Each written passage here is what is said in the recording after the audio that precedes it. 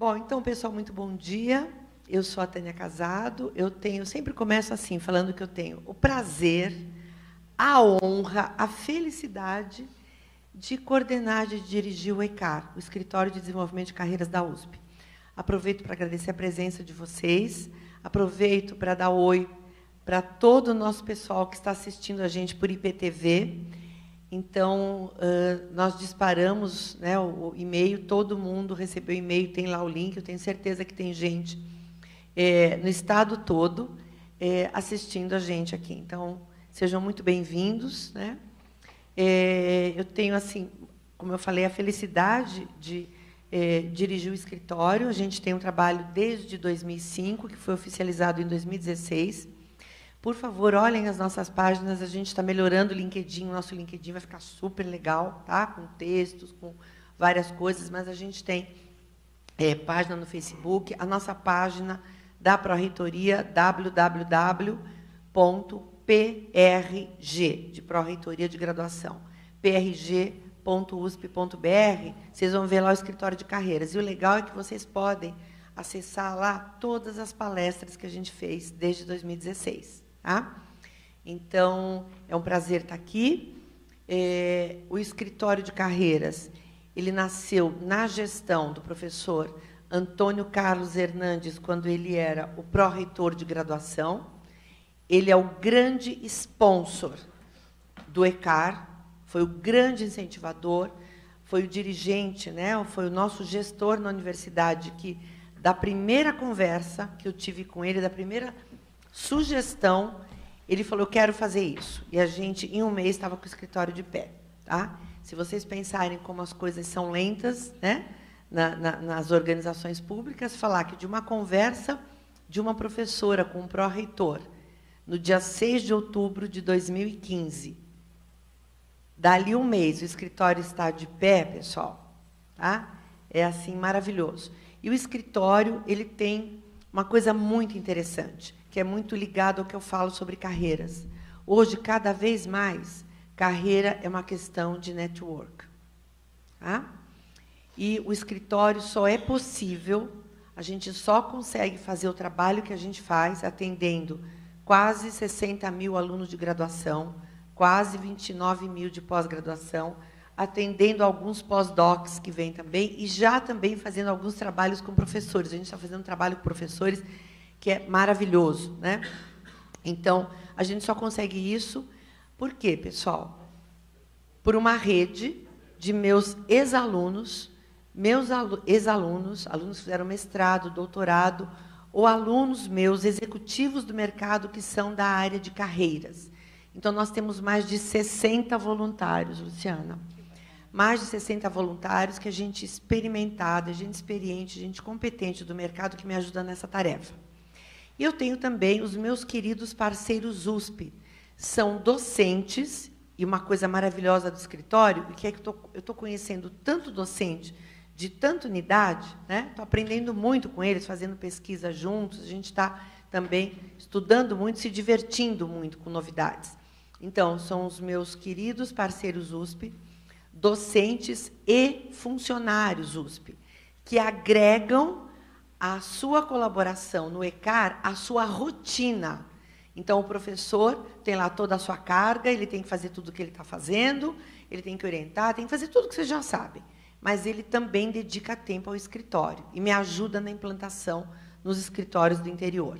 Tá bom? Então, tudo isso está na nossa página, então eu agradeço todo mundo, agradecer o professor Antônio Carlos Hernandes, hoje ele é o nosso vice-reitor, então o escritório está cada vez mais potente também, e a gente, o professor Hernandes passou o bastão para o professor Baracá, professor Edmundo Baracá, que é outro maravilhoso e que abraçou o escritório também com toda a atenção, com toda a presteza, com todo o apoio. Tá? A Luciana é nossa funcionária da Pró-Reitoria de Graduação, que dá um apoio gigantesco para a gente também, e a Elaine também, né? São as nossas queridas aqui da universidade. Tudo gente que agrega ao seu trabalho a ação no ECAR. E eu estou muito feliz de estar aqui hoje, né? A gente aqui só tem hoje uma parceira, que é a Cris. Levanta a mão, Cris. A Cris é uma das 60 e poucas. A Cris me ajuda com as palestras, com algumas atividades maiores. E agradecer a presença da Luciana. Da Luciana, não da nossa Luciana aqui, da Luciana Camargo, que é diretora de RH, VP de RH da IBM, e que vai conversar com a gente um pouquinho sobre essas questões de carreira, de gênero, né? E a ideia aqui, pessoal, bom, vocês já viram pela Luciana que ela é super informal, né? Então, a ideia, eu tenho certeza que a Luciana vai querer conversar com vocês. Então, ela vai fazer a apresentação e depois, por favor, fiquem à vontade para as suas perguntas. Então, Luciana, muito obrigada, seja muito bem-vinda. Pessoal, muito obrigada e vamos receber com carinho a nossa convidada, Luciana. Tá? Bom dia. Acho que é mais quase boa tarde, né? A gente está entrando na hora do almoço. Eu queria realmente agradecer a Tânia, a Cristiane, a Luciana, enfim, todos, pelo prazer de estar aqui falando com vocês. Vocês me escutam? Tem que falar mais perto, né? Falando um pouquinho de mim, eu trabalho no setor de tecnologia, na indústria de tecnologia, há 25 anos. Eu, inclusive, sou filha da casa, também fiz MBA em recursos humanos, na época que não era FIA, era USP, enfim, estava na transição FIA-USP. E eu tenho um carinho todo especial quando uma universidade tão importante, tão renomada, convida para uma discussão sobre diversidade, sobre tecnologia. Eu trabalho há 21 anos em recursos humanos, como eu disse, 25 anos na indústria de tecnologia. Hoje eu também dou aula para MBA de recursos humanos na FGV, eu escrevo, eu sou colunista da Você S.A., eu escrevo bastante no LinkedIn, e um dos motivos que eu faço isso é porque eu estou realmente muito empenhada em entender mais o ser humano e conhecer todos os desafios que a gente tem nessa transformação desse mundo que a gente está inserido hoje, né? Que não é tão diferente a tudo o que aconteceu quando a gente fala de disrupções tecnológicas e tudo mais, mas ele é diferente sob o aspecto de tempo, né? A forma como a tecnologia está evoluindo de uma forma muito exponencial, a forma como todos os modelos de negócio estão sendo revistos e, de alguma forma, também repensados, a forma como as pessoas consomem a tecnologia e esperam a melhor experiência, tudo isso toma um impacto muito grande, tanto na força de trabalho como no ambiente de trabalho que a gente está inserido. E a tecnologia ela vai impactar 100% das profissões. Né? Tem toda essa discussão de se vai substituir o homem. Não vai substituir. A gente tem que realmente se preparar para um mundo onde a gente é o homem mais a tecnologia. E a tecnologia, sim, ela vai dar condições para a gente evoluir, porque ela vai poder substituir muita atividade operacional e repetitiva. Só que a gente vai ter que saber viver com ela. A gente vai precisar perder o medo dela para a gente conseguir tirar o melhor que ela pode ter. E quando a gente fala disso, não tem como não falar de diversidade. Não tem como discutir profundamente a situação do mercado de trabalho e o quão longe a gente está de realmente criar ambientes diversos e inclusivos. E é isso que eu vou estar fazendo aqui hoje, compartilhando um pouco da minha visão com vocês. E como a Tânia falou, eu adoraria que vocês debatessem e compartilhassem aí as suas opiniões, seus comentários e suas perguntas. Tudo bem? Vamos lá. Quando a gente fala em tecnologia, a gente pode pensar, não, isso é coisa de homem, né? Isso é coisa de um mundo masculino. É impressionante, mas a tecnologia só existe porque existiram mulheres muito fortes que criaram condições da tecnologia existir. Né? Acredito que poucos sabem que a mulher que inventou o algoritmo e a lógica das máquinas, é do século, é de 1853, é Ada Lovelace. E ela tinha a sorte de ter um pai, que era o Lord Byron, que era realmente também um intelectual e que dava muita força, e ela teve condição de ser uma matemática e uma escritora. Muito antes de Alan Turing, né, que se inspirava nela, inclusive.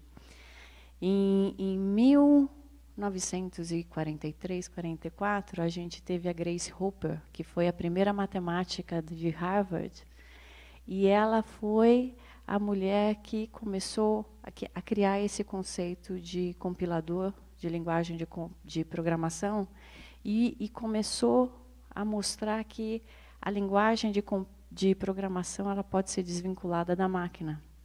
A Grace Hopper, ela criou o COBOL, que foi a linguagem mãe aí que deu origens a muitas outras linguagens de programação. Eu não sei quantos de vocês assistiu Estrelas Além do Tempo? Filme maravilhoso, né? Que mostra o quanto a mulher estava inserida nesse mundo quando ainda não existia o computador pessoal. Né? Aqui tem a figura da Dorothy Johnson, que estava no filme, inclusive, ela era uma matemática que liderava um grupo de matemáticas de mulheres negras, e ela era a única que conhecia o sistema operacional do mainframe da IBM na época, que ajudou a NASA a colocar o homem na Lua.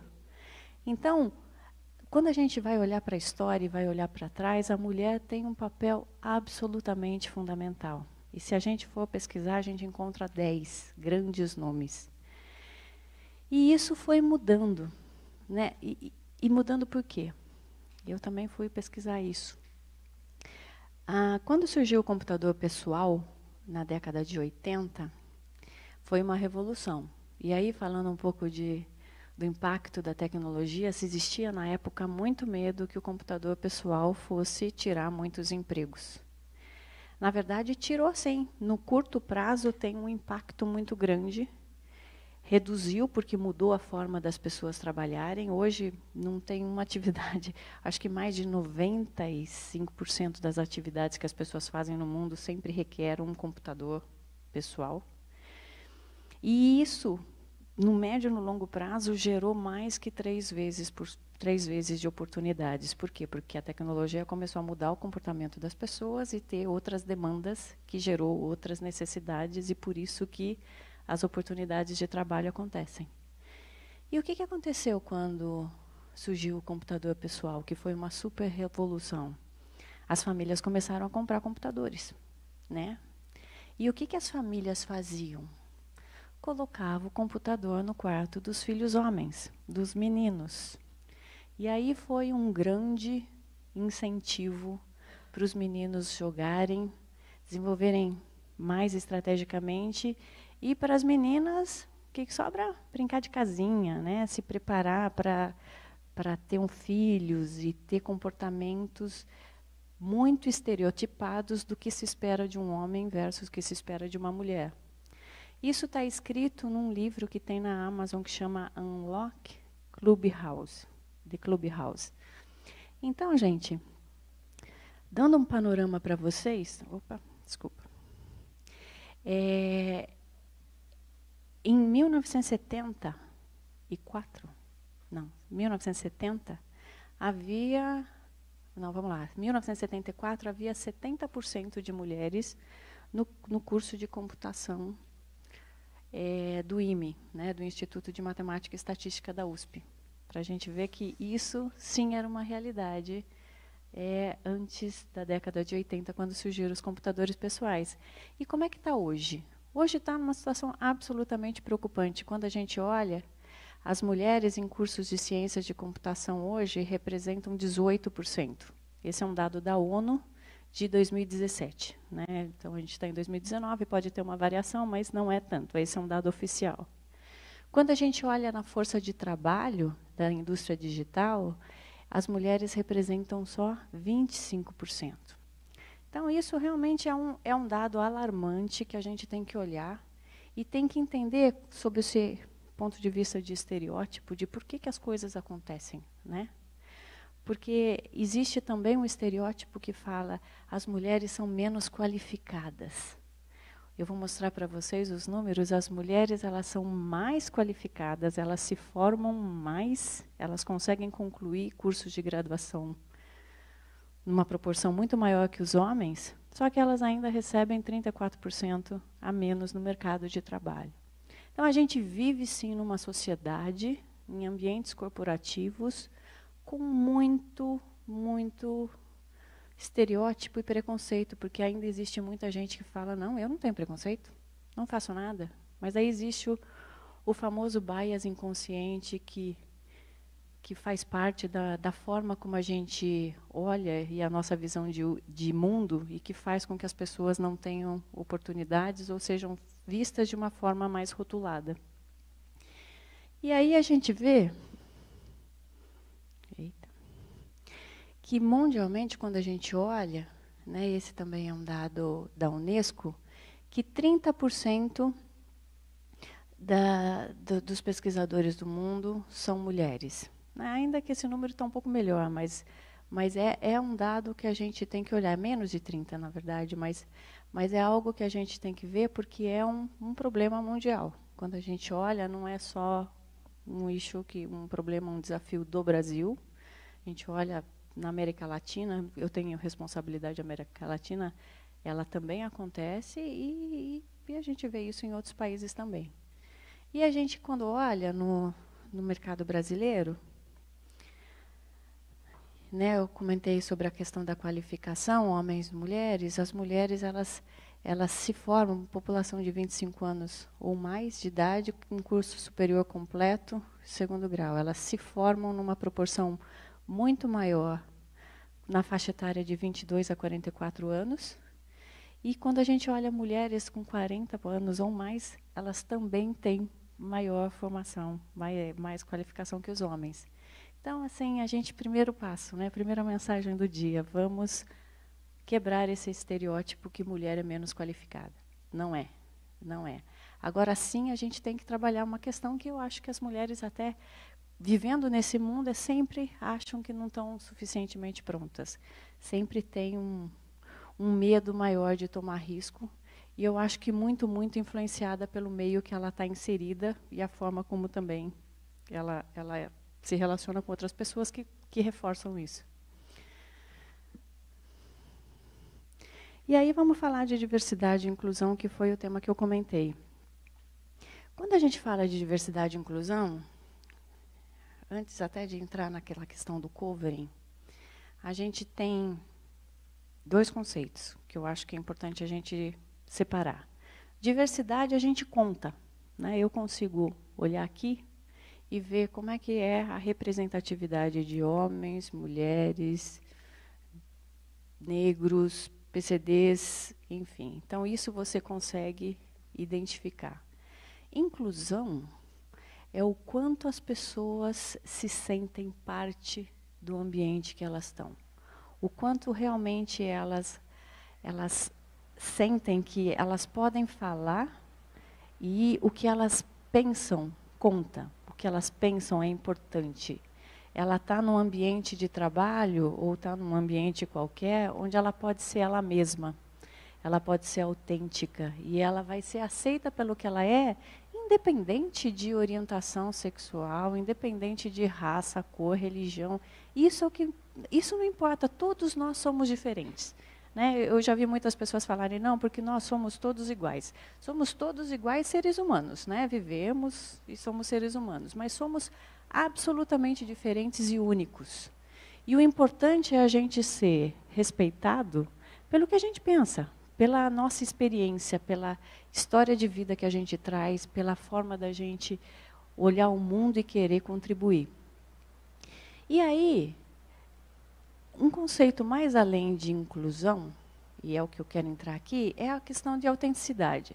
A gente está num mundo onde a tecnologia ela vai estar praticamente em todas as indústrias, não é uma questão da indústria de tecnologia, as empresas de tecnologia, todas as indústrias de qualquer área que vocês imaginarem vão ter soluções na cloud, vão ter soluções que vão poder ser consumidas à medida que você tem necessidade, que você vai poder pagar à medida que você usa. Né? Quem não usa aqui Spotify, por exemplo?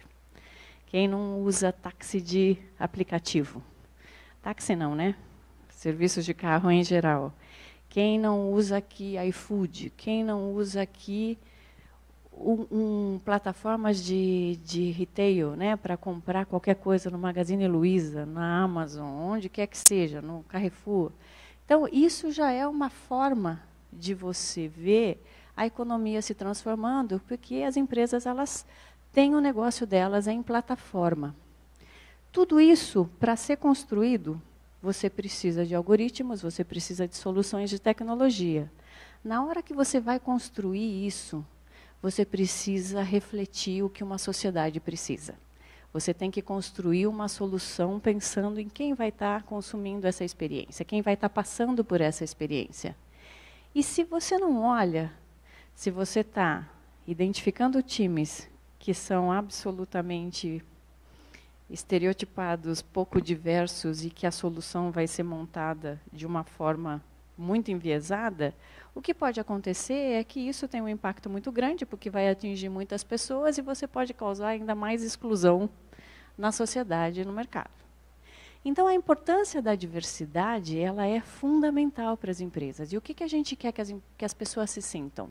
Aceitas pelo que elas são, valorizadas e muito respeitadas pelo que elas são. E daí a gente fala, não, é só ter um programa de diversidade e falar que também a gente não tem problema com inclusão. Não é isso. E aí a gente entra na questão do covering. É o quanto que você consegue realmente ser autêntico e ser você em tudo que você faz. Por exemplo, a questão da aparência. Né? Se eu tenho tatuagens pelo corpo, eu ter que me cobrir porque isso pode impactar a forma como alguém está me vendo, isso é um covering de aparência. Né? Mulheres negras que querem alisar o cabelo, não por gosto, porque por gosto todo mundo pode fazer o que quiser, mas sim porque acha que é mais apropriado naquele meio e vai ser melhor recebido. Né? Isso tudo são questões que a gente nem percebe, mas a gente está todo dia vivendo nesse contexto. A questão de filiação. Né? A gente vê homens, quando param no horário de trabalho e falam, preciso ligar para o meu filho. Todo mundo fala, que máximo, olha que paizão que ele é. Né? Esse é um cara perfeito. Daí a mulher, ela quase que vai se esconder atrás de algum lugar, porque quer ligar para casa e tem medo de... Vamos falar assim, olha lá, tá vendo? Está ligando para casa, mistura tudo, fica aí preocupada, tentando gerenciar a vida doméstica dela. E a mulher, sem querer, ela tem até medo de ligar para o filho, porque vai achar que vão interpretá-la de uma forma errada. Isso são exemplos aí da questão de filiação. Advocacy, eu não achei uma boa tradução para isso, mas é a questão de você defender e você advogado de uma causa. Por exemplo, uma pessoa que é LGBT+, participar de uma conversa que estão fazendo piadinha de gays. E ele ri ainda junto, né? Para também não ser identificado como alguém que possa ser. Ou de associação. Pessoas que evitam de estar com alguns grupos para que não seja visto como parte daquele grupo e começa a fazer. Enfim, são pequenos exemplos, e isso tem muito conteúdo por trás, eu posso passar aí as linhas de pesquisa e literatura sobre isso, mas que a gente, no dia a dia, a gente se faz. E o que tem a ver tudo isso com diversidade e inclusão? Isso mata a nossa autenticidade, a gente não consegue ser nós mesmos, porque a gente está sempre preocupado com o julgamento. E o que acontece tudo isso? Você está gastando muito mais energia em tentar criar um contexto em que você é aceito, em vez de você gastar essa energia com criatividade, com propor soluções novas, fazer coisas que te realizam e estar num ambiente que te respeite e te valoriza pelo que você é. Então, essas questões, elas são muito mais profundas e eu acho que a gente tem que olhar com muita seriedade. Né? Se a gente quer criar um ambiente de trabalho inclusivo, a gente quer criar uma sociedade inclusiva, a gente tem que se conhecer e tem que ver o impacto do nosso comportamento nas decisões e por que a gente está criando um mundo tão ainda pouco inclusivo e muito cheio de estereótipos e com muita discriminação, né? E aí, falando um pouco do porquê que a gente precisa de times diversos, eu já entrei nessa questão, mas é porque a diversidade ela é absolutamente fundamental para a inovação. Eu costumo dizer que a questão da diversidade no mundo de hoje, de tecnologia, como parte da nossa vida e da nossa experiência diária, ele é imperativo.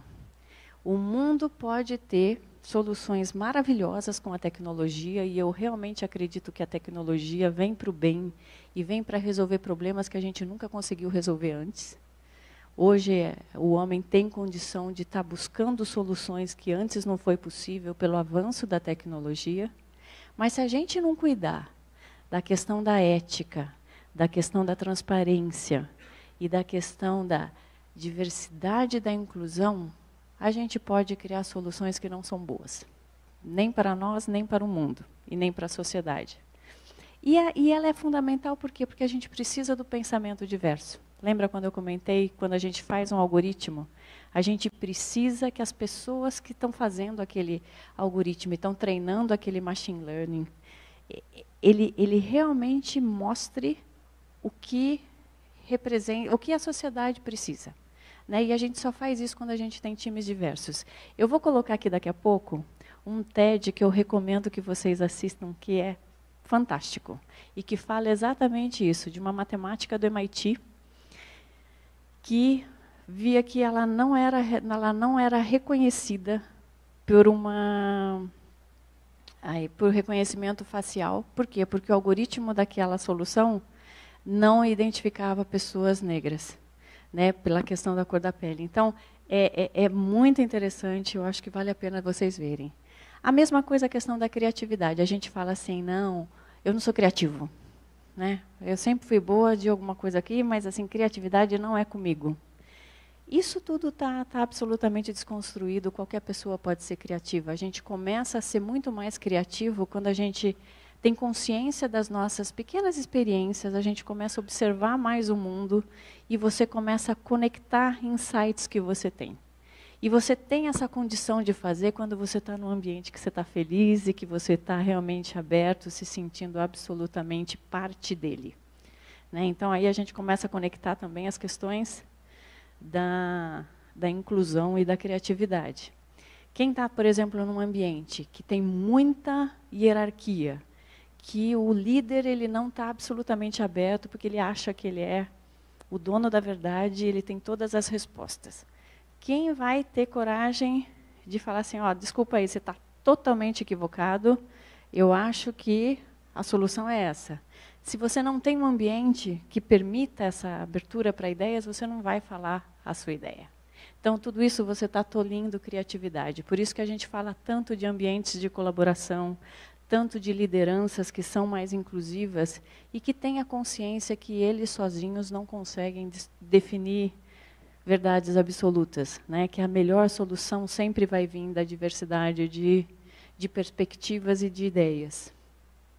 E a questão da experiência, nunca se falou tanto isso em experiência. Né? Eu tenho aí 21 anos de RH e já passei por muitas fases de mercado, de trabalho e de carreira.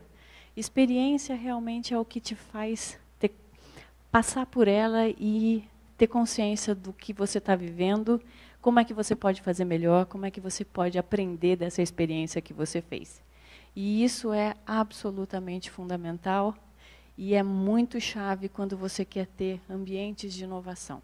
Né? A gente tem que realmente ter consciência de cada passo que a gente dá, cada experiência mínima, porque é isso que realmente faz a gente se conectar com o mundo e viver um mundo melhor e ter realmente condição de estar desenvolvendo o nosso potencial. E aí vamos falar um pouquinho mais agora, voltar um pouquinho para falar da diversidade de gênero. Eu trouxe aqui um dado de uma pesquisa que a gente fez recentemente na IBM, com milhares de empresas e líderes. E aí mostra que realmente as empresas que foram pioneiras e que elas realmente entenderam que a diversidade e a inclusão é muito importante para o negócio e para a saúde do negócio, já se comprovaram que elas são muito mais lucrativas, elas têm mais crescimento de renda, elas têm condição de realmente ser mais promissora, e no corpo de liderança delas tem uma diversidade maior de executivos, de VPs e diretores e de liderança. Ou seja, é algo absolutamente conectado. Na minha cultura organizacional, eu acredito que a diversidade e a inclusão ela vai fazer bem para o negócio. Faz sentido que eu tenha muita diversidade na minha força de trabalho e nas lideranças, e isso tem um efeito absolutamente positivo, porque quando a gente tem mulheres líderes, qualquer outro tipo de diversidade que a gente pode pensar na liderança, essa pessoa ela vai ter um olhar totalmente diferente sobre que time que eu quero formar para mim, né? E quando a gente olha essa questão de como é que eles gerenciam a estratégia deles, 81% inclui paridade de gênero como a sua agenda estratégica. Porque o que acontece às vezes no mercado? A gente fala, a maior parte das empresas falam não. Muito importante esse tema. Concordo, a gente tem isso na nossa pauta e é importante. Mas isso não está na agenda estratégica da empresa. O que acontece? Os números não mudam. Né? É muita ação afirmativa de diversidade e muito pouco resultado prático. Então, está mais do que comprovado que, para ter realmente um impacto de verdade, isso tem que ser tratado como parte das prioridades estratégicas da empresa. 83% falam que implementar iniciativas é mais fácil do que alcançar resultados de negócio. E por que eles falam isso? Porque realmente para eles é tão natural essa questão da importância da diversidade de gênero, que realmente isso não é uma dificuldade. É diferente de empresas que não têm uma cultura que entende que isso é um valor e faz isso com aquela dificuldade meio que quase que pro forma para dizer que faz, mas realmente não é algo que está no DNA e que se acredita. 89% identificam que mulheres têm alto potencial, tanto quanto na mesma frequência que os homens. Por quê? Porque não tem esse preconceito e esse estereótipo de falar que a mulher não está pronta, a mulher não é qualificada o suficiente, assim não está bom, né? E isso passa realmente a ser algo natural e transparente. Um outro dado é a questão dos 3 grandes pilares ali. Não apareceu o O na projeção. Por que isso é tão importante no mundo? No mundo, na sociedade, nas instituições, nos negócios. Porque a gente está falando de talento. No fim do dia, quando a gente está falando de profissionais, a gente está falando de talento, ponto. Né? A gente precisa do melhor talento, a gente precisa dar condições para as pessoas desenvolverem o seu máximo potencial. E empresas que não têm essa visão, o que ela está fazendo? Ela está cerceando toda a capacidade dela de estar trazendo o melhor talento. Ou desenvolvendo internamente o melhor talento. Clientes. Também está comprovado cientificamente que os clientes e os negócios acontecem porque o cliente ele busca fornecedores e provedores que compartilham dos mesmos valores. Então, empresas que não são éticas, empresas que não são transparentes, empresas que têm uma reputação questionada ou históricos de discriminação, elas realmente vão ter um impacto muito grande, porque isso é condição sine qua non para você fazer negócios. E quem faz negócios são pessoas, não são empresas, são seres humanos. E tem uma outra estatística que nas empresas, mais de 50% da população que trabalham na área de compras são mulheres. São elas que estão fazendo o negócio todos os dias. E inovação por tudo isso que eu falei para vocês até agora. Né? O quanto é importante realmente um pensamento diverso e experiências diversas para você criar soluções, processos, modelos de negócio para tudo que a gente faz. Tudo bem até aqui? E para isso a gente precisa criar o bias. é quebrar o bias, né? A forma da gente pensar que tem muito a ver com a nossa visão de mundo, de tudo que a gente viveu até hoje. E foi interessante que nessa mesma pesquisa que eu estou trazendo para vocês, se fez a pergunta para mulheres executivas se a situação delas poderia ser diferente se elas não fossem mulheres. E 60% falou que realmente elas teriam uma história diferente se elas não fossem mulheres, né? Pela história, por tudo que elas passaram nas empresas. E daí fizeram a mesma pergunta para os homens. Sabe o que eles responderam? Que eles estariam no mesmo lugar que eles estão hoje. Por quê? Porque nem a empatia e nem a identificação de que realmente existe um problema existe. Né? Então, é a questão do bias mesmo. Assim, eles são mal intencionados? Não é a questão de ser mal intencionado. É a questão de ter a percepção de que no ambiente que você está, realmente existe muito bias nas tomadas de decisão com relação às pessoas. Então, uma outra questão que eu acho que é muito importante eu estou falando tudo isso, não é porque as mulheres precisam se juntar e tem que ser realmente um movimento contra tudo isso. Está mais do que comprovado que essa situação ela só vai mudar quando os homens e todos os grupos diversos eles quiserem realmente trabalhar juntos no tema. Não é uma questão de minorias tentando trabalhar contra um sistema que tem realmente problemas de bias. Assim, os homens eles precisam realmente ter consciência da importância do tema e trabalhar junto com as mulheres nessa questão. E aí eu estendo tudo isso para todas as questões referentes à diversidade e inclusão, não só mulheres. A gente fez, aqui, só comentando, essa plataforma está no mercado, está na internet. Né? É uma grande campanha que a IBM fez internamente com os líderes internos, mas também com fornecedores, também com clientes e com a sociedade, porque a ideia realmente é criar um mundo de igualdade, né? Ela se chama Be Equal, e foi um convite para todos se engajarem para promover a igualdade de gênero no mundo dos negócios.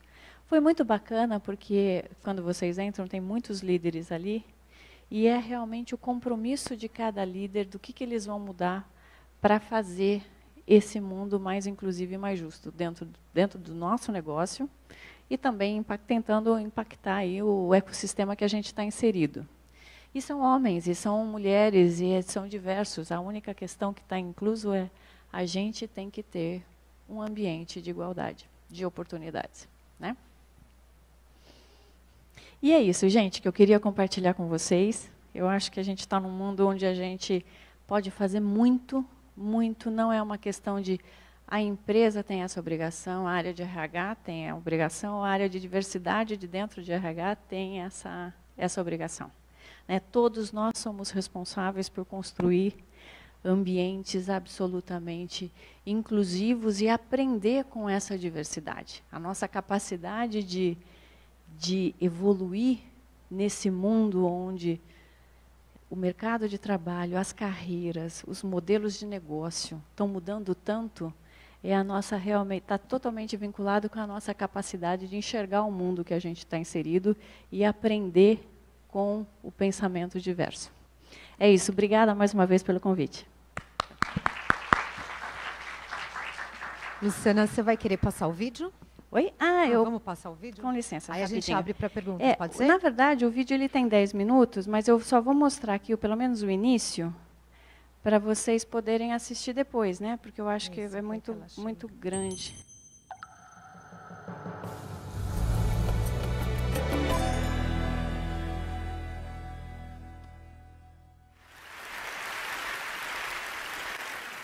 Hello, I'm Joy, a poet of code on a mission to stop an unseen force that's rising, a force that I called the coded gaze, my term for algorithmic bias.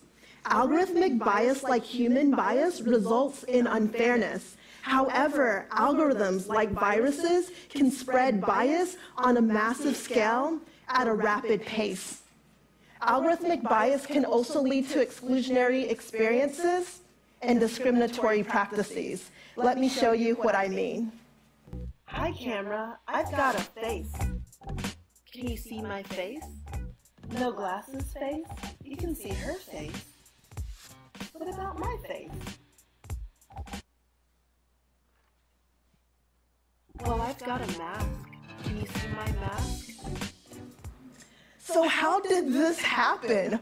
Why am I sitting in front of a computer in a white mask trying to be detected by a cheap webcam? Well, when I'm not fighting the coded gaze as a poet of code, I'm a graduate student at the MIT Media Lab. And there I have the opportunity to work on all sorts of whimsical projects, including the Aspire Mirror, a project I did so I could project digital masks onto my reflection. So in the morning, if I wanted to feel powerful, I could put on a lion. If I wanted to be uplifted, I might have a quote. So I used generic facial recognition software to build the system, but found that it was really hard to test it unless if I wore a white mask. Unfortunately, I've run into this issue before. When I was an undergraduate at Georgia Tech studying computer science, I used to work on social robots. And one of my tasks was to get a robot to play peekaboo, a simple turn-taking game where partners cover their face and then uncover it saying peekaboo. The problem is peekaboo doesn't really work if I can't see you, and my robot couldn't see me.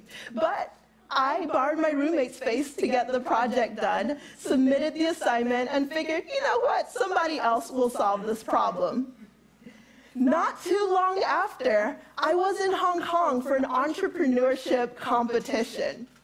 The organizers decided to take participants on a tour of local startups. One of the startups had a social robot, and they decided to do a demo. The demo worked on everybody until it got to me, and you can probably guess it. It couldn't detect my face. I asked the developers what was going on, and it turned out we had used the same generic facial recognition software. Halfway around the world, I learned that algorithmic bias can travel as quickly as it takes to download some files off of the internet. So what's going on? Why isn't my face being detected? Well, we have to look at how we give machines sight. Computer vision uses machine learning techniques to do facial recognition. So how this works is you create a training set with examples of faces. This is a face, this is a face, this is not a face. And over time, you can teach a computer how to recognize other faces. However, if the training sets aren't really that diverse, any face that deviates too much from the established norm will be harder to detect, which is what was happening to me. But don't worry, there's some good news. Training sets don't just materialize out of nowhere. We actually can create them. So there's an opportunity to create full spectrum training sets that reflect a richer portrait of humanity. Now you've seen it in my examples how social robots was how I found out about exclusion with algorithmic bias. But algorithmic bias can also lead to discriminatory practices. Across the US, police departments are starting to use facial recognition software in their crime-fighting arsenal. Georgetown Law published a report showing that 1 in 2 adults in the US, that's 117 million people, have their faces in facial recognition networks. Police departments can currently look at these networks unregulated using algorithms that have not been audited for accuracy. Yet we know facial recognition is not fail-proof, and labeling faces consistently remains a challenge. You might have seen this on Facebook. My friends and I laugh all the time when we see other people mislabeled in our photos. But misidentifying a suspected criminal is no laughing matter, nor is breaching civil liberties. Machine learning is being used for facial recognition, but it's also extending beyond the realm of computer vision. In her book, Weapons of Math Destruction, data scientist Cathy O'Neil talks about the rising new WMDs, widespread, mysterious, and destructive algorithms that are increasingly being used to make decisions that impact more aspects of our lives. So who gets hired or fired? Do you get that loan? Do you get insurance? Are you admitted into the college that you wanted to get into? Do you and I pay the same price for the same product purchased on the same platform? Law enforcement is also starting to use machine learning for predictive policing. Some judges use machine-generated risk scores to determine how long an individual is going to spend in prison. So we really have to think about these decisions. Are they fair? And we've seen that algorithmic bias doesn't necessarily always lead to fair outcomes. So what can we do about it? Well, we can start thinking about how we create more inclusive code and employ inclusive coding practices. It really starts with people. So who codes matters? Are we creating full spectrum teams with diverse individuals who can check each other's blind spots? On the technical side, how we code matters. Are we factoring in fairness as we're developing systems? And finally, why we code matters. We've used tools of computational creation to unlock immense wealth. We now have the opportunity to unlock even greater equality if we make social change a priority and not an afterthought. And so these are the three tenets that will make up the encoding movement. Who codes matters, how we code matters, and why we code matters. So to go towards encoding, we can start thinking about building platforms that can identify bias by collecting people's experiences like the ones I've shared, but also auditing existing software. We can also start to create more inclusive training sets. Imagine a Selfies for Inclusion campaign where you and I can help developers test and create more inclusive training sets. And we can also start thinking more conscientiously about the social impact of the technology that we're developing. To get the encoding movement started, I've launched the Algorithmic Justice League, where anyone who cares about fairness can help fight the coded gaze. On codedgaze.com, you can report bias, request audits, become a tester, and join the ongoing conversation, #CodedGaze. So I invite you to join me in creating a world where technology works for all of us, not just some of us. A world where we value inclusion and center social change. Thank you.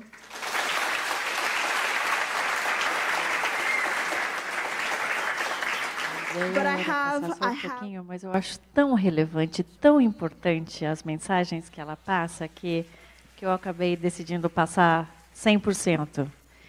E a questão é essa, ou seja, nesse mundo de tecnologia, a gente tem condição de criar soluções que impactam toda uma sociedade. A gente tem condição de realmente mudar o jogo do que está acontecendo. Mas a gente tem que ter muita consciência de que isso não nasce pronto, né? Um algoritmo ele é criado, ele é curado, a curação do dado é muito importante, ele é treinado e a gente tem que cuidar muito bem das pessoas que estão fazendo isso, porque no fim do dia são pessoas, né? É a gente criando soluções para um mundo melhor. E é isso, gente. Obrigada. Luciana, a gente pode abrir para algumas questões? Vamos? Alguém gostaria?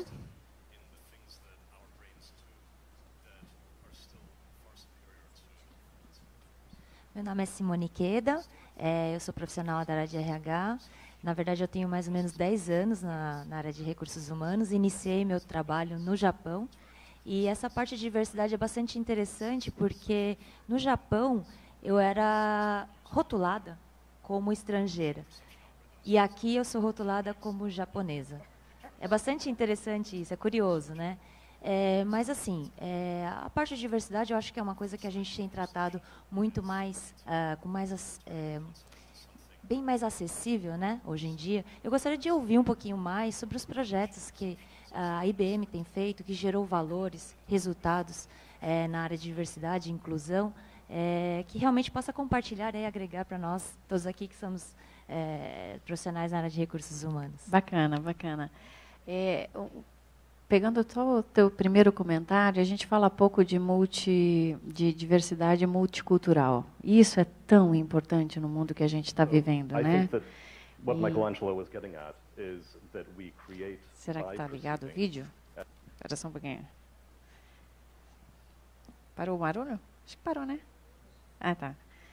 E isso a gente olha com bastante carinho também. A gente pode aprender tanto com perspectivas e culturas novas, né? E realmente criar um ambiente onde se entende o porquê que a pessoa pensa assim. Porque, no fundo, a gente está falando de modelo mental, né? Como as pessoas vendem, como as pessoas vivem, o que é importante para eles naquela cultura. Quando a gente está aberto para entender o outro, a gente vê quão rico é o mundo e o quanto a gente pode crescer com isso. A IBM faz muitas atividades, muitas. E isso eu acho que é um dos grandes motivos pelo qual eu sou apaixonada e tenho uma carreira de 25 anos lá, né? Tenho uma história de mais de 100 anos de diversidade, onde a gente criou realmente o nosso fundador, ele realmente implementou iniciativas de inclusão quando nem antes era realmente esperado ou dentro do escopo do que se esperava para as leis americanas, né? Então, a gente tem um histórico de mulheres na liderança, de PCDs inclusos e muita inclusão de gênero e todas as áreas de diversidade que você puder imaginar. A gente tem um histórico muito bacana ao longo das décadas. Hoje a gente tem um time muito grande, tanto na América Latina, nos países da América Latina, quanto no Brasil, que estão realmente muito empenhados em todas as constituências que a gente comentou aqui, né, de mulheres, afrodescendentes, PCDs, LGBT+. Mas a gente não fica só nisso também, a gente fica muito também em qualquer outro tipo de diversidade. A questão das gerações, a questão da abordagem que isso pode ser relevante para o negócio, como é que a gente aborda os negócios. A gente tem, e é duro porque eu posso selecionar algumas questões ou algumas grandes iniciativas, mas são tantas que eu poderia até compartilhar com você o que a gente tem feito de uma forma mais genérica. Mas para todas essas iniciativas, o importante falar não é a área de RH tocando sozinha. A gente tem grupos que a gente chama de BRGs, que são grupos de funcionários que, como a Tânia falou, são voluntários porque eles se identificam com a causa. Então, quando a gente pega, por exemplo, na questão de mulheres, o grupo de mulheres que trabalha na questão do empoderamento da mulher, ele é muito grande, muito diverso e muito independente, e ele faz atividades muito fortes, afirmativas, tanto dentro da IBM como na sociedade, com escolas, tentando realmente impactar ao máximo a causa da mulher.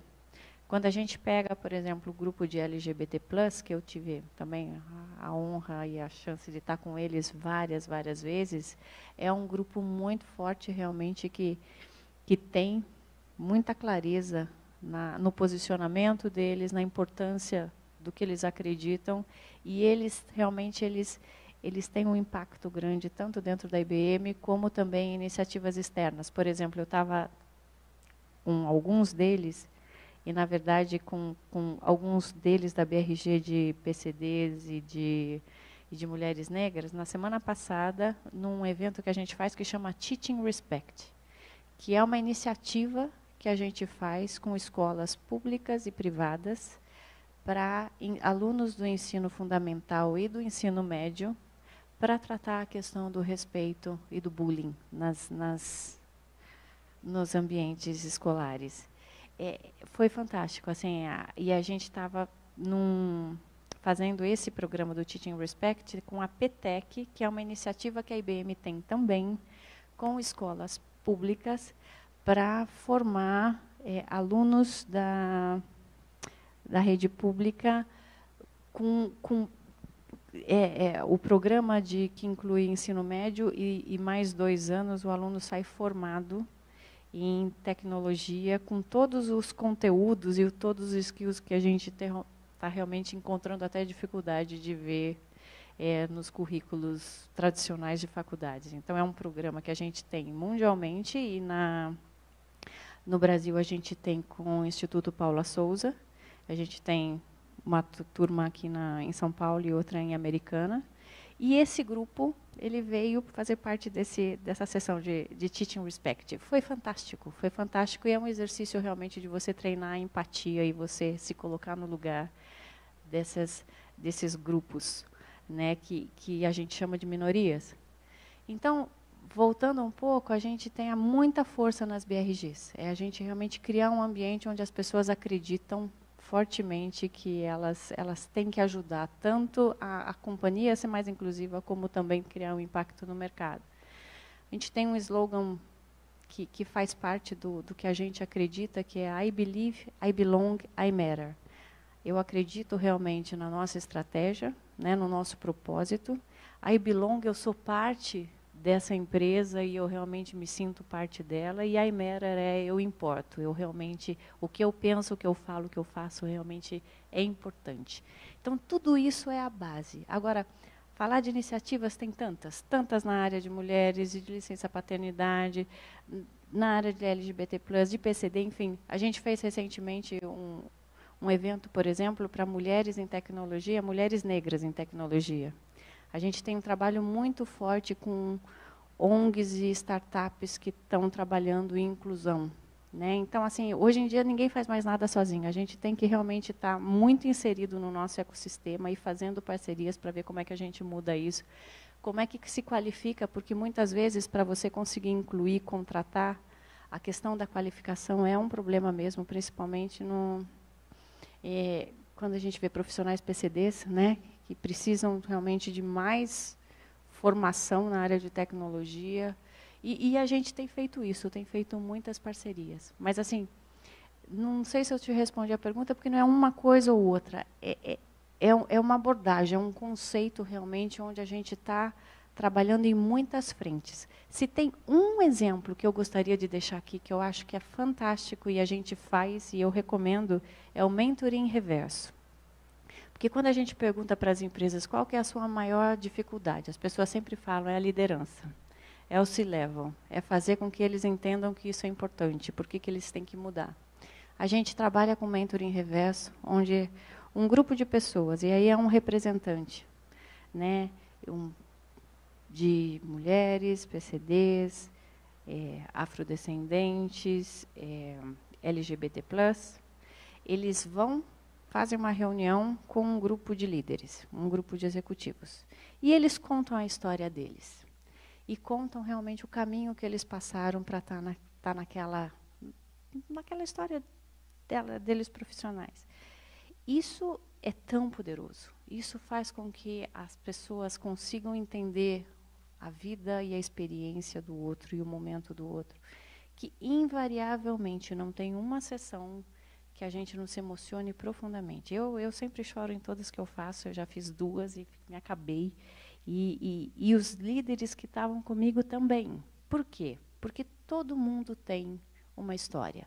Todo mundo tem um irmão, um primo, um amigo, algo que te conecta com aquela realidade. E isso transforma. Quando a gente consegue impactar a essência, a emoção do ser humano, a gente consegue mudar. A gente consegue refletir, consegue realizar que pode não estar fazendo nada errado, mas só está indiferente e vai deixar de ser indiferente para realmente se importar com o outro. Então, mentoring reverso tem funcionado e é algo que todos ficam muito agradecidos no processo.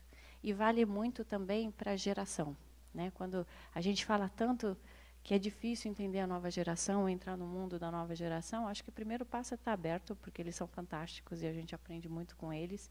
E quando a gente tem esse mentoring reverso, isso também é muito, muito impactante. Boa tarde para todos. Eu sou Sandra, sou estudante de comunicação da USP e agradeço muito o espaço com a senhora. Verdade, muito interessante para mim. Eu estou estudando a temática de diversidade e comunicação. Então, meu interesse é saber, na experiência da IBM, qual tem sido o papel da comunicação na construção de um ambiente de trabalho inclusivo. Eu acho que comunicação é tudo, né?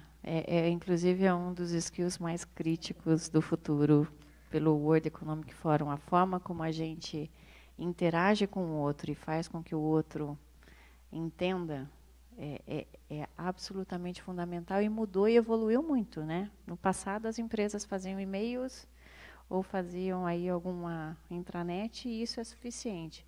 Hoje, a gente realmente tem uma percepção muito mais profunda que o interlocutor mudou, as pessoas elas têm outras prioridades, elas esperam outras experiências e a gente tenta diversificar a forma como a gente se comunica para conseguir realmente conectar com quem está ouvindo e está recebendo aquela informação. Como as pessoas querem consumir aquela informação. Né? Até porque eu transcenderia a questão de só comunicar. A gente tem hoje a questão da aprendizagem, que é absolutamente fundamental. Como é que as pessoas consomem conteúdo? Porque a gente já está provado que assim o gap de skills que existe no mundo não vai se resolver com treinamento tradicional. Né? Tem muita realmente discussão dentro das empresas que para as pessoas mudarem, elas precisam ter uma outra relação com a aprendizagem, elas precisam gostar de aprender sempre. E aí a forma como a gente se comunica e se conecta com as pessoas é absolutamente fundamental. E volta de novo à questão da tecnologia, né? Ou seja, você pode ter plataformas com inteligência artificial por trás que te conhece, que permite uma personalização da forma como você está interagindo e aprendendo aquele conteúdo. E isso te dá uma boa experiência e te abre para estar consumindo coisas novas e aprendendo coisas novas. Então, isso considerando a comunicação como conteúdo, como capacitação. Mas, fora isso, a forma mais tradicional, se a gente pensar em uma área de comunicações, é realmente uma percepção de que a gente tem que comunicar de muitas formas, porque as pessoas já não leem mais e-mail, as pessoas já não gostam, falar que a solução é vídeos de 3 minutos para tudo também não é. Sei lá, nem existe mais aquelas outras comunicações formais, a gente tem que realmente desconstruir todo esse conceito e ver, comunicar sempre, entender bem quem é o interlocutor e ser muito criativo na forma de interagir.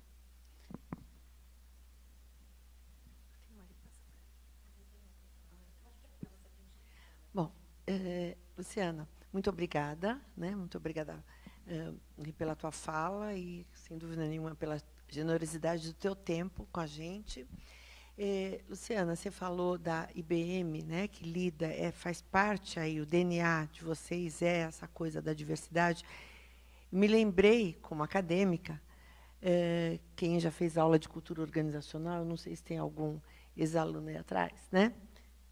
Então, quando a gente fala da pesquisa do Hofstede, que foi na IBM, então, em 1970, um cara importante na nossa área, um holandês, Geert Hofstede, ele foi contratado pela IBM para fazer uma pesquisa em todos os países onde a IBM, naquela altura, tinha negócios, né? Então, eram 40 países, foram 116 mil funcionários, exatamente para tentar entender a diversidade cultural que estava lá sendo tratada, né, que era a força de trabalho, enfim, da IBM. Então, isso realmente, né, só para lembrar isso aí, porque isso deixou uma marca, não só nas questões de consultoria, mas principalmente nas questões acadêmicas. Ainda hoje a gente fala dessa pesquisa e trabalha muito ainda com esses dados que começaram, né, a pesquisa continua, uma pesquisa contínua, né?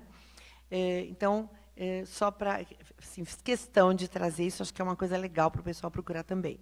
Agora, eu queria aproveitar uma outra coisa bem mais prática do que a Simone falou. Então, alguma dica? Vou te dar assim, um exemplo, né? Então, a gente sabe esses dados que você trouxe aí, né? Que as mulheres são muito bem formadas. E está disponível na internet, tá? Legal. Ali é só baixar o estudo completo, está lá. Ai, que legal. Esse que você falou? Do Be-Equal. Tá bom. E o do Hofstede também, viu, moçada? Se vocês puserem lá no Google, Geert Hofstede, Geert Hofstede, você consegue ver. E, assim, é bárbaro, porque você compara países, realmente é muito legal. Bom, agora eu quero pegar um pouquinho assim, né, aqui a Simone. A gente sabe, né, isso tudo que você falou para a gente aprendeu. Agora, que coisas mais, assim, mais caseiras, mais prosaicas? Vou te dar um exemplo. Né? Você é VP de RH, a Simone é de RH também. Então, nós vamos fazer um processo seletivo. Nós vamos fazer um processo de avaliação, de seleção para uma posição superior.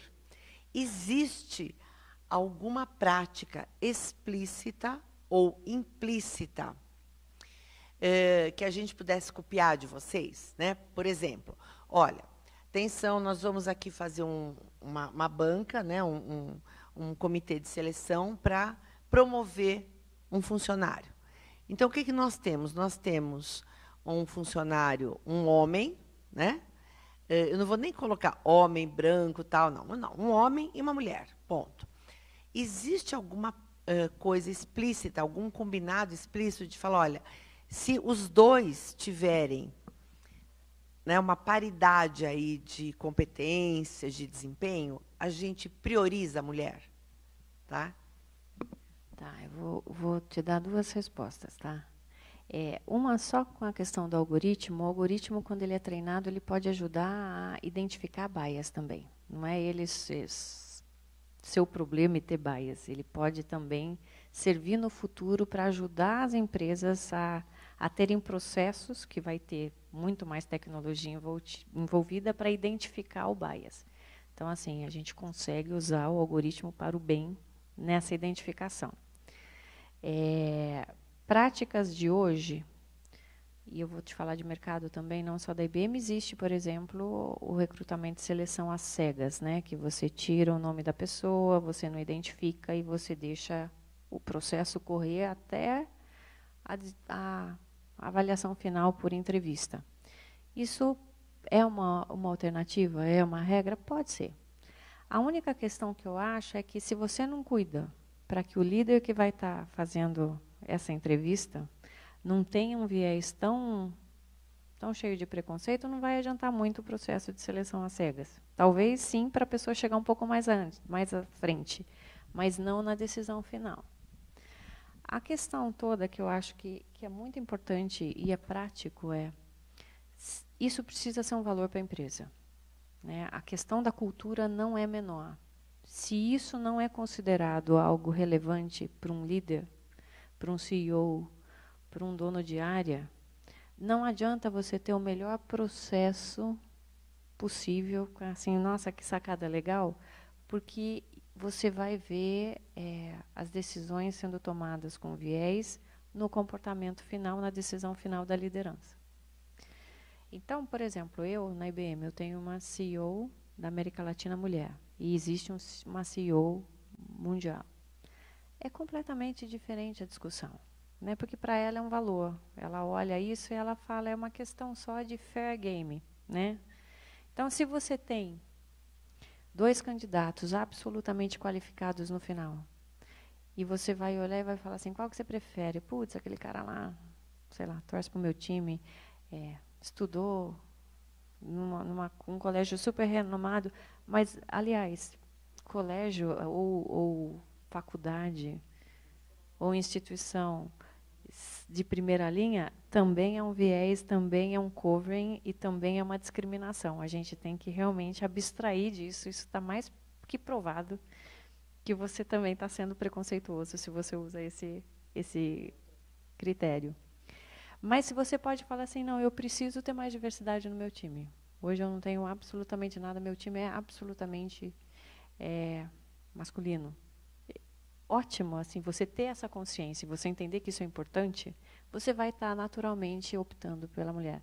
E daí, assim, a gente fica falando de gênero, mas é muito mais que isso, né? Quando a gente olha a questão dos negros, né? E considera que, e sabe que nesse país que a gente vive, mais de 52% da nossa população é negra e parda, e a gente olha nas universidades, a gente olha nas escolas privadas, a gente olha nas empresas e a gente vê tão pouca representatividade em posições relevantes de liderança, a gente vê que tem um gap gigantesco.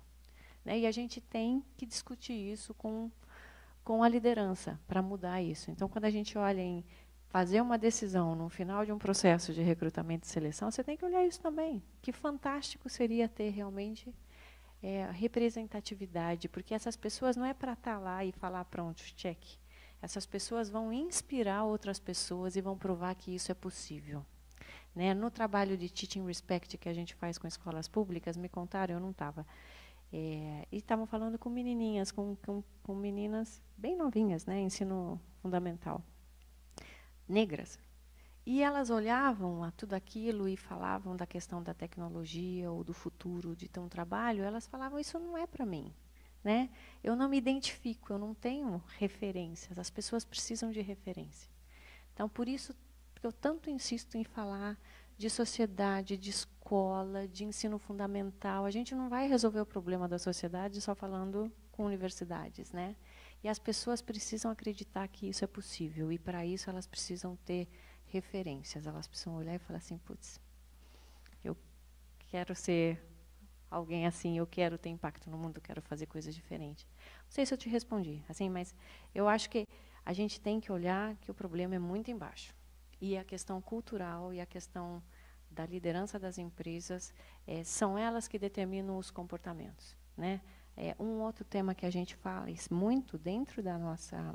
trabalha muito forte dentro da nossa área de diversidade, também é a questão do que a gente chama de harassment, né? Do bullying interno. Né? Então, todo um treinamento, não só treinamento, uma capacitação e conversas com a liderança sobre a questão do impacto que você gera na sua comunicação. Né? Aí também você não percebe, mas o teu dia a dia, a forma como você fala, a forma como você atua, a forma como você se comporta quando uma situação está ruim, pode gerar um ambiente de medo, de desrespeito, de preconceito. A gente trabalha muito forte disso também dentro da área de diversidade. Por isso que no começo eu não queria ficar falando de só iniciativas, porque eu acho que as questões elas têm que ser tratadas com muita profundidade. O que a gente precisa ajudar hoje as pessoas nesse mundo que está mudando tanto é como é que elas se preparam para viver num mundo que está mudando tanto e que tem tantos desafios, e elas evoluem no processo. Né? Porque esse comportamento que eu acabei de falar era muito valorizado, ou pode ser valorizado em algum tipo de negócio de empresa. Hoje, graças a Deus, a gente está num mundo que as pessoas não toleram mais isso. Né? Então, a gente tem que realmente empoderar as pessoas para falar o que eu aceito, até onde eu vou, o que eu quero, o que eu aceito, o que eu tolero. E isso impacta, isso tem a ver com cultura. E é essa cultura que vai determinar, na hora de você tomar uma decisão por um candidato interno ou por contratar alguém, se você vai estar reforçando o seu comportamento enviesado e discriminatório, ou você vai estar querendo algo novo. E eu tenho um pouco de medo de falar tudo isso que eu estou falando, para parecer assim, putz, no fundo os homens, héteros, brancos e tudo mais são minorias e estão sendo discriminados. Não, eu acho que é o contrário. A gente entende que, realmente, o mercado está, historicamente, mais, sei lá, foi construído com essa base, mas a gente precisa muito deles, eles têm que se sentir não só incluídos, como donos também do tema para a gente resolver juntos, e como é que a gente cria ambientes muito mais inclusivos, onde eles também são partes da solução. Né? Nós temos mais 2 questões, tudo bem?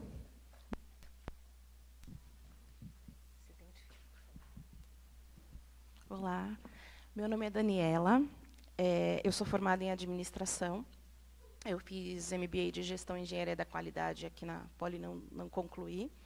Eu sou servidora da universidade há quase 20 anos, eu já trabalhei na área administrativa, fui secretária de departamento durante bastante tempo, e atualmente, muito recentemente, eu fui para a área de compras, fazer negócios. E em todas essas atividades em que eu trabalhei, eu percebi que uma grande dificuldade da universidade é justamente que a gente faz muito serviço repetitivo e coisas que poderiam ser resolvidas com o uso da tecnologia. Né? No entanto, para ficar pedindo para desenvolver um sisteminha para cada um dos lugares seria ruim. Eu falei, poxa, seria tão legal que eu conseguisse entender o suficiente para resolver problemas práticos, assim, né? E aí eu falei, não, vou procurar esse negócio de TI, vou procurar uma escola, porque eu sei que muita gente se forma usando o YouTube, usando outros métodos de aprendizagem. Mas, para mim, que já tinha uma carreira meio que já em curso, seria mais fácil se eu conseguisse encontrar um lugar que estruturasse o curso, que me passasse só o que eu preciso e ponto. Então, eu fui atrás de escolas, e aí eu fui convidada por uma dessas escolas, porque eles estavam justamente, tinham verificado a falta de mulheres na TI, e eles estavam com promoções, com cursos, para que pudesse trazer mais mulheres para fazer esses cursos de TI. Então, eu mandei o e-mail, fui selecionada, eles falaram, não, é só fazer esse testezinho aqui, né, que leva cerca de 10 minutos, e aí você passa para a entrevista. Ok. Para o meu azar, o meu notebook estragou naquela semana, então eu falei, mas 10 minutos, tudo bem, eu passo uma semana na hora do almoço fazendo e rapidinho eu resolvo. Eu fiquei 30 dias no Mumuque e não consegui resolver a quantidade de exercícios que eles tinham colocado. Muito embora fosse para iniciante, muito provavelmente eles tenham usado o mesmo método que eles usavam com todas as pessoas. E talvez eles não tenham entendido que são públicos diferentes. O que aconteceu? Aí eu fui pedir ajuda para um amigo meu, que ele é da área de TI, e eu falei assim, então eu vou na casa dele, já que meu micro está quebrado, vou à noite, e eu tento fazer com ele. E, quando eu cheguei lá, eu entendi algumas diferenças muito específicas que faziam com que ele tivesse mais facilidade de resolver essas coisas do que eu, e isso não tinha absolutamente nada a ver com a capacidade ligada ao produto. O que aconteceu? Eu cheguei lá e falei, bom, então, vamos ver o negócio? Eu falei, pô, mas você ainda não conseguiu lavar a louça? Espera aí. Fui lá, resolvi o problema da louça. Vamos sentar aqui na mesa? Poxa, mas sua mesa está toda bagunçada. Espera aí, vamos arrumar. Né? Aí, quando realmente tinha estrutura para fazer isso, aí a gente sentou, eu consegui falar com ele por, no máximo, 40 minutos. Né? E aí foi, putz, já deu meia hora, eu tenho que ir embora. E aí eu vi que a minha rotina é assim. Sempre tem, eu acho que ao longo da minha vida, e vendo como mulher, o que acontece? Eu fui, durante muito tempo, casada, e eu comecei a me relacionar muito cedo. Então, eu fiz a faculdade, eu fiz um MBA enquanto eu estava num relacionamento. E eu chegava em casa à noite e eu tinha que resolver a questão da comida, né? Mesmo sendo quem chegava em casa quase 11h30 da noite. Porque é dado que mulher tem que resolver isso. Então, se alguém chegava no final de semana na minha casa e a louça estava suja, a culpa era minha. Muito embora eu trabalhasse, estudasse e chegasse em casa meia-noite.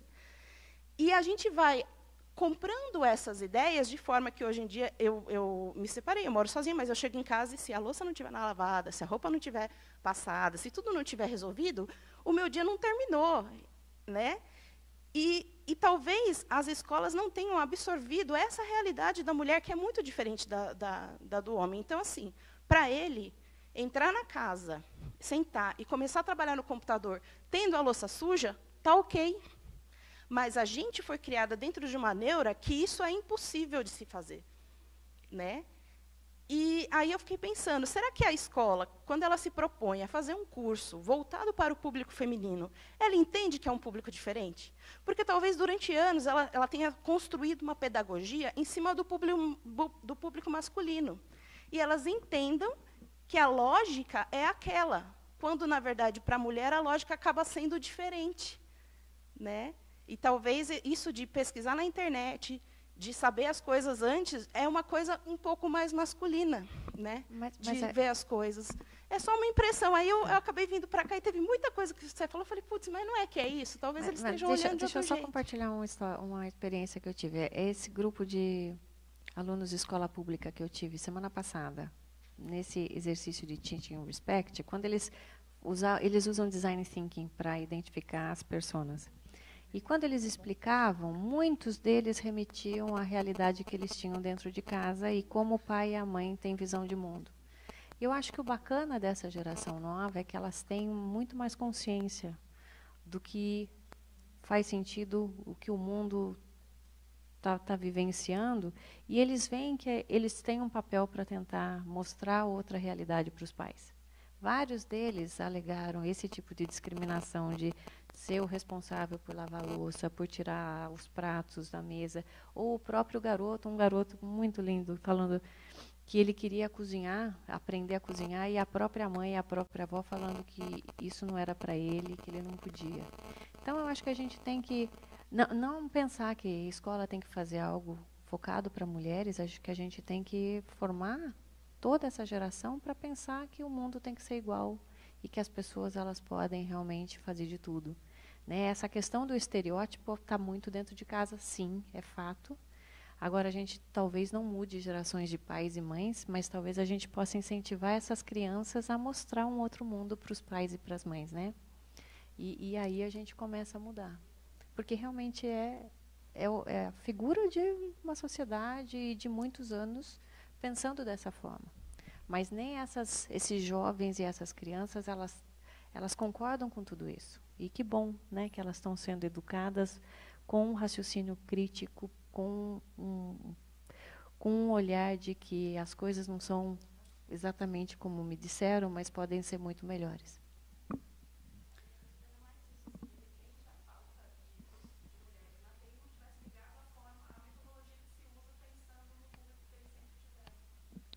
Pode ser. Bom, esse livro que eu comentei, ele fala o contrário. Ele fala que foi a decisão de incentivar os meninos a jogar e ter o computador no quarto deles e excluir as meninas. Esse processo, por quê? Porque na educação que elas recebem, elas estão sempre treinadas para serem boas mães, donas de casa e tudo mais. Então, esse é um livro interessante também. Oi, Luciana. Meu nome é Juliana, eu trabalho também em uma empresa de tecnologia. E hoje a gente vive um momento, acho que oportuno para não só as empresas de tecnologia, mas falar sobre as linguagens não sexistas, uma linguagem que priorize a equidade de gênero. E aí nós começamos a caminhar no sentido de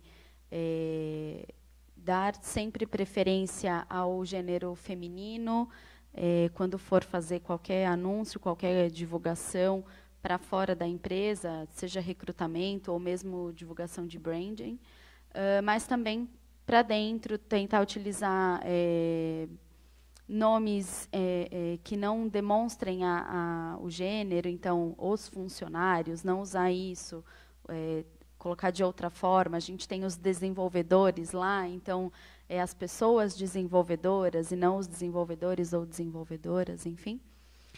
Queria saber um pouco da sua experiência da IBM, como vocês lidam com a linguagem de gênero. E hoje a gente já está um pouco além, falando sobre uma linguagem que não se identifica para sequer para aqueles que não se consideram nem homens nem mulheres, né, que não se identificam com nenhum dos gêneros. Então, vem aí algumas terminações com X, com E, enfim, diversas possibilidades, mas como que vocês fazem uso disso, ou aplicam, seja em comunicação ou em RH? Eu vou te dar dois exemplos, né? Eu não participei em nenhuma discussão específica de mudar a terminologia ou tentar ser específico o suficiente, mas a gente discute muito sobre as pessoas, elas têm que se ver naquela comunicação. Então, por exemplo, a gente estava discutindo outro dia um anúncio para desenvolvedores e desenvolvedoras, e a gente quer atrair o público feminino. E quando a gente olhou a forma como estava escrito, e hoje existem softwares, existem tecnologias que conseguem detectar isso e te informar o que você está captando e como é que você vai estar conectando esse anúncio nas redes sociais, né? A tecnologia te ajuda a isso. E a gente vê que, nossa, a forma como está escrito e esse tipo de anúncio está absolutamente enviesado e só vai chamar a atenção do público masculino. Então, a tecnologia tem muita coisa boa, gente. É isso que eu quero dizer. A gente consegue aprender muito para até ter uma visão crítica do que está sendo comunicado e como é que isso vai conectar com as pessoas. Então, existe muito essa preocupação. Quando a gente se comunica, é como é que as pessoas vão se identificar com isso. E o que a gente quer identificar é todos. A gente não quer excluir o público masculino, que se sinta aí fora do contexto. A gente quer que todos os outros grupos também se identifiquem. Então, existe, dentro de recursos humanos, por exemplo, essa discussão, esse uso de tecnologia, onde a gente prepara a melhor comunicação para tentar atrair públicos diversos. Agora, por exemplo, banheiro neutro, questões maiores onde a gente quer realmente tratar a inclusão, né, de orientação sexual e tudo mais, isso a gente já pratica há bastante tempo. Inclusive o México, que é uma cultura bastante conservadora e machista, ganhou o prêmio, a IBM ganhou o prêmio por ser realmente, por estar implementando práticas que nunca foi implementado no mercado, né? Então a gente realmente está indo em todas as culturas, inclusive as mais conservadoras, e fazendo ações que mostram que para a gente quer que as pessoas se sintam parte, né? A gente vai para a última pergunta, tá bom? A gente vai finalizar. Lembrando que a palestra está sendo transmitida ao vivo e vai estar disponibilizada na página do ECAR, tá? Em todas as mídias. Se identifica, por favor. Boa tarde, meu nome é Renata. Comecei em TI, em tecnologia, na década de 70. E já estive em outras reuniões e realmente me surpreende o percentual de mulheres nessa área, que na década de 70 era bastante grande, e hoje esse decréscimo. O porquê? Qual o motivo? E, dentro disso, a IBM, como organização, qual o percentual no gênero entre feminino e masculino que ela tem dentro da organização? O que eu posso te falar? É que eu não posso abrir números locais, mas Sim, de um modo geral, percentual. Então, por isso. Mas é mais que 32%, 34%, de né, mulheres. De mulheres. Ou identificando com o feminino. Isso. E agora o desafio é igual de todas as empresas. É realmente como é que a gente consegue fomentar o interesse e a vontade das mulheres a irem para as áreas de matemática, estatística, engenharia, computação, né? São a área de STEAM, que é tão importante para o mercado, que é tão importante para o nosso futuro. Como é que a gente desenvolve essa conexão? Porque a tecnologia ela está cada vez mais fácil, mais simples, e a gente tem que desmitificar essa questão de que tecnologia é algo relacionado ao mundo masculino. Nunca foi. Por que agora a gente está vivendo num mundo tão sexista nesse sentido, né? Para minha surpresa, então, você está me dizendo que é uma falta de interesse da mulher nessa área. É o que a gente viu aí. Né? A gente eu pensei vê que fosse isso... o preconceito que fosse estimulando. Não é uma questão de... É uma questão de interesse, é uma questão de acreditar que você pode, que é ter a vontade. Né? Eu mostrei aí as estatísticas, sim. Né? Então, realmente, existem hoje menos interesse das mulheres pela área de tecnologia. Eu fiz engenharia. Eu sou sobrinha de uma a minha tia fez poli na década também de 70 e 80. A minha irmã, eu acho que muito inspirada pela minha tia, fez também engenharia de alimentos na Unicamp. A minha sobrinha, que tem 18 anos, está fazendo poli também. Eu acho que essa questão de você ter referências e gostar e admirar, isso é sempre um incentivo, né? Você sempre tem muito perto da tua realidade, você vê a conexão. Eu acho que a gente tem que debater mais sobre isso e realmente tentar olhar a sociedade como um todo e como é que a gente conecta essa vontade. Um outro último exemplo de uma das sessões de Teaching Respect que a gente fez com escolas públicas, tinha uma garotinha falando que não entendia por que o Lego dela, cor-de-rosa, tinha encaixes maiores, enquanto que o do irmão era muito mais legal e colorido e mais difícil, e que ela fazia era o do irmão. Então, assim, por que a gente ainda cria Legos para meninas e para meninos e ainda com dificuldades diferentes, né? Então, são essas questões, e eu acho muito legal trazer essa reflexão que está no dia a dia, que está na educação, que está na relação com os pais, que a gente tem que começar a questionar. Porque não é tudo discriminação, é forma de pensar, né? É modelo mental, é o que realmente você está vivenciando e você não está se percebendo que o mundo está mudando e a gente precisa realmente evoluir, né? Poderemos pensar, então, que essa geração da década de 70, 80 não estimulou outras mulheres a... Eu não gosto de achar entendeu? respostas assim, não posso pensar assim. Eu acho que não, acho que o mundo é mais complexo que isso, né? Mas tem realmente que ver como é que a gente incentiva e estimula e inspira, né, mais mulheres nessa área. Obrigada. Luciana, muito obrigada. Muito obrigada a todos. Gente. Prazer estar com vocês. Obrigada.